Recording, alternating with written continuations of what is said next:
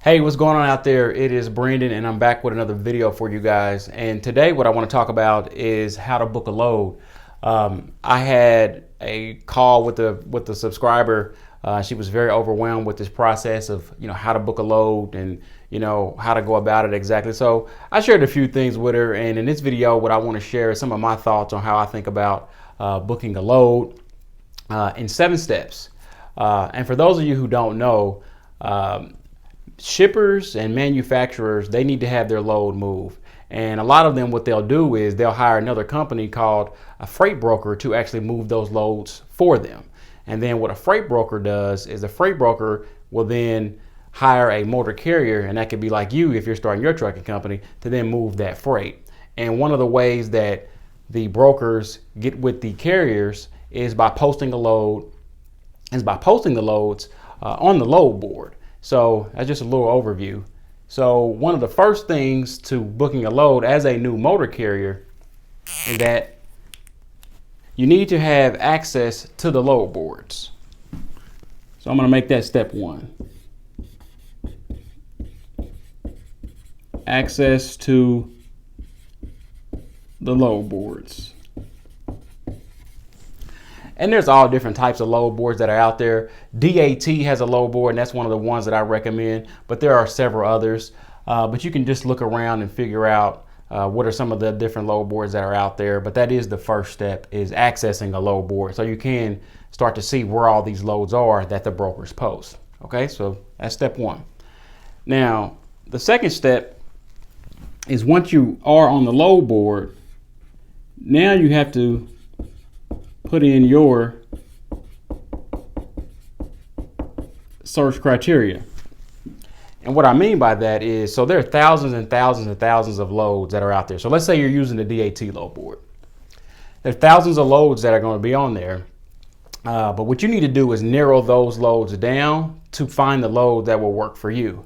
So you need to update your filters and update your search criteria so that you can pull in those loads. And some of the things you're going to be looking for when you start to narrow down those loads are, you need to know where your truck is. So let's say I'm in Indianapolis, right? So what I want to do is I want to look for loads that are going out of Indianapolis. So location is one of the first things. So I'm out of Indianapolis. And then let's say next thing I want to know is what type of equipment am I running? So if I'm running a dry van, or it's a 48 foot or a 53 foot, I want to put those in that load board criteria as well. So let's say I'm running a 53 foot dry van. So you can see how we're going from thousands and thousands and thousands of loads, narrowing it down smaller and smaller to the loads that I actually want to run. Okay, so I've narrowed it down from all over the United States to the loads that are going to be out of Indianapolis that require a 53 foot dry van. And let's say I want to pick up tomorrow. So then I put in my pickup date. That's going to narrow the loads down even more. Okay, so I've found my load board that I want to use. I'm on the load board, and I've narrowed down the criteria that I'm looking for. So now I get a list. It's going to be the most narrow list that meets this criteria. Okay, so that's the second step. Now the third step when it comes to booking loads is, so from this list that's available, now I need to actually contact one of the brokers. So the list has been narrowed down. So now you're going to see all the loads that fit your criteria. Now it's time to start reaching out to the brokers. And this is where I see people, they can get very intimidated by this, and they're nervous by this. Oh, what if they don't like me, or this or that? But you have to remember, a broker has a job to do. So this broker's job is to get this freight moved for their customer. And your job is to get loads for your trucks. So don't think of this as, just don't be so overwhelmed and intimidated by this process. There's hundreds and thousands of brokers that are out there. If you call one broker and it doesn't work, just move on to the next load. But just don't be overwhelmed by this process. So you'll see the you'll see the load that's out there, and then you're going to contact the broker.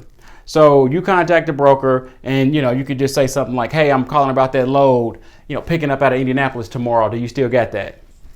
And then they'll let you know yay or nay. And if they still do have it, they could give you some more information about it. When are the pickup times, when are the receiving times, what type of freight it is, any type of special instructions that you may need. You can kind of talk about that during this initial call with the broker. So that's the third step there. Okay. And then the fourth step is, once you've had those initial details out the way, then the fourth step is you're going to actually negotiate the rate. I hope you can see that. It's getting kind of small, but you want to negotiate the rate. So on the load board, sometimes the broker will have the price posted, sometimes they won't. But you just start to negotiate the rate, right? And let's just say the load is posted for, $1,800. And then you may say, hey, everything looks good. I like the details we've been talking about. Think it's something we could do. Do you think we could do it for, could you do it for 2,000? Right? Let's say it was listed at 1,800. Then you just say, hey, can you do it for 2,000? And they may say yay or nay, right? But you could get an extra $200 just by asking the question. And that question is just very, very simple like that. And then you just make some extra money. So you negotiate a rate with the broker that makes sense. But what the rates, though, what you want to think about when you're looking at these rates is you want to make sure that you're moving freight at a rate that will still make you profitable. So it's important that you know your numbers. Now, I'm not going to talk a ton about this in this video, but you just need to know what are the rates that you can take so that your trucking company can move that load profitably, because you don't want to move this load at a loss. So you just need to know your numbers, and I'll talk more about that in other videos. And if that's something you want to know more about, just let me know down in the comment section. We can talk about some of the numbers that you guys should know for your trucking operation. Okay, so that's the fourth step. So you've talked to the broker, you negotiated the rate. They say yes, we can do it. It was listed at 1,800. You get them up to 2,000, good for you. So now you got this $2,000 load. So what's the next step? So the next step is you're going to complete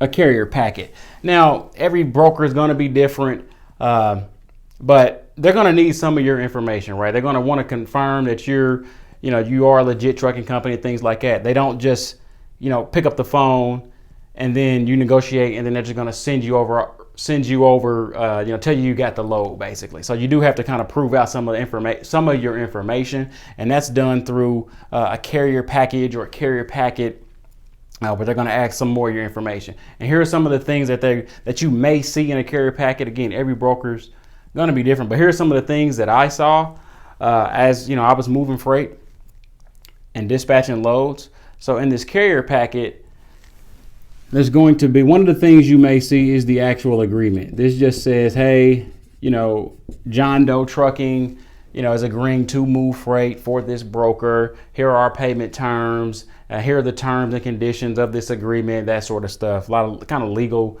paperwork that you sign off on in this agreement. And then the next thing they're going to be looking for is your actual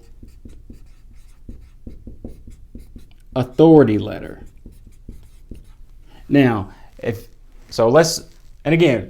I'm assuming in this video you already have the authority and you've gone through that process and everything like that. Now you're just ready to start booking loads. So I'm not going to go over, a lot of this authority stuff, but that authority letter from the FMCSA.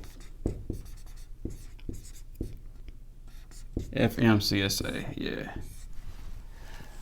So you're gonna sign the agreement, and then the authority letter from the FMCSA. They're gonna want to see that, and then they're also going to want to see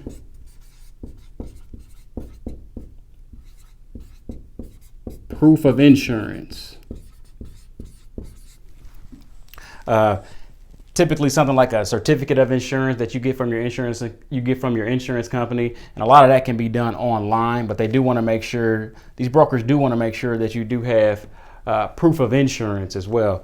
And then one of the last things you may see, they may ask you for, let me see where to put this. They may ask you for, I hope you can still see this. They may ask you for a W-9, and that's the IRS form, and this is for taxes. Just proves out either your EIN or your social security number. They just want to have that in their file as well. So once you filled out that carrier packet that the broker has sent over to you, then you're going to fill all this stuff out, and then you are going to send this all back to the broker. And then the next thing that'll happen is that you're going to receive a rate confirmation.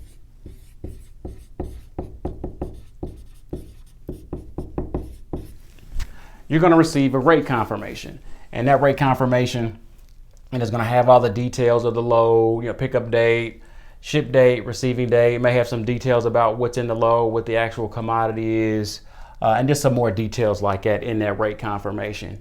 And then you go over that, make sure the price is right on the rate con as well, because this is going to be like one of the final documents to secure this load for you. So you're going to get the rate con from the broker.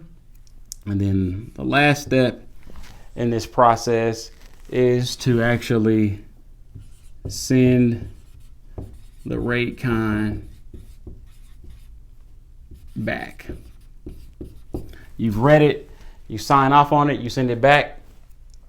And now at this point, that should be your load.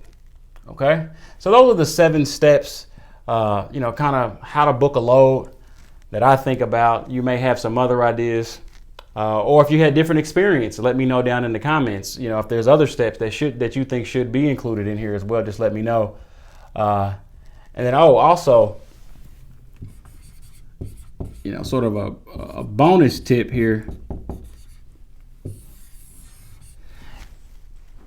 So if you're using a factoring company, what you want to do is check your factoring company's like portal or database, because you want to make sure that your factoring company will actually factor this load for you. And one of the ways that you can see if they'll factor the load for you is by making sure that you review the broker's credit score, not score, but the broker's credit profile in your factoring company's database. So each of these brokers has sort of a credit rating, good to worse, just like your personal credit. Brokers got that same kind of thing, and your factoring company will want to make sure that the broker that you're moving for has good credit. So just to check broker credit in your factoring company's database. So that's sort of a bonus tip for those of you who stayed around to the end of this video. All right, so those are 7 steps, how I think about it. Like I said, hopefully it helps somebody else out there. If you've enjoyed the video, be sure to give it a thumbs up on the way out, and I will see you in the next one.